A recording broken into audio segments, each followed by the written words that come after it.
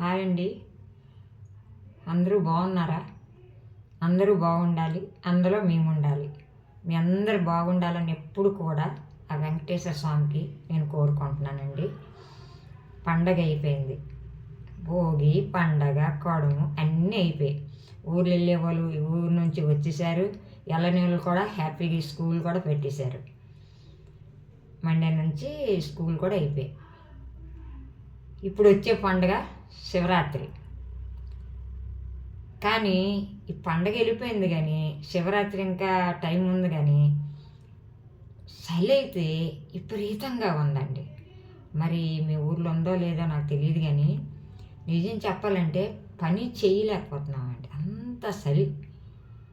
ఇంట్లో చలి అండి, బయటికి వెళ్తే మళ్ళీ చలి లేదు. ఇంట్లో మాత్రం విపరీతంగా చలి ఉంటుందండి. మరి మీ ఊర్లో చలి ఉందో లేదో నాకైతే తెలియదు, కానీ మా ఊర్లో చలి మాత్రం చంపేస్తుందండి. ఏ ఊరు వెళ్ళాలనే భయం వేస్తుంది.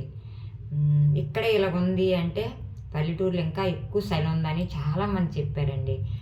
మరి చలికి ఎలాగైపోయారంటే ఒక్కొక్కరు కుక్కలు చీరేస్తే చూడండి ఒక్కొక్కరికి అలాగే వచ్చారండి మా ఊరోళ్ళు. అంత దినుగున్నారు. ఏటమ్మా ఇలాగ అయిపోయారంటే, బాబో చలమ్మా విపరీతంగా అయిన చలి, మీరు వెళ్ళకపోవడం పనికి వచ్చింది అని నన్ను అంటే, మా ఊరు సైడ్ వాళ్ళు బోల్డ్ మంది ఉన్నారులేండి. ఇక్కడ మా ఊర్లో ఉన్నారు. అటు సైడు మా ఊరు పక్కన అంటే ఆ లైన్లో ఉండేవాళ్ళు. అవునా, సరేలమ్మా శివరాత్రి వస్తుంది, శివరాత్రికి చింతకాయ ఎంత చలి ఉంటుంది, చలిపోద్దులే అప్పుడు ఎప్పుడు ఎక్కడికైనా వెళ్ళొచ్చు అనుకోనంటే వాళ్ళు నవ్వుతున్నారండి. అలాగా ఈ చలి తగ్గే వారికి కొద్దిగా పనులు చేసుకోవడము ఇబ్బందులేనండి. ఓకేనండి, అందరికీ బాయ్.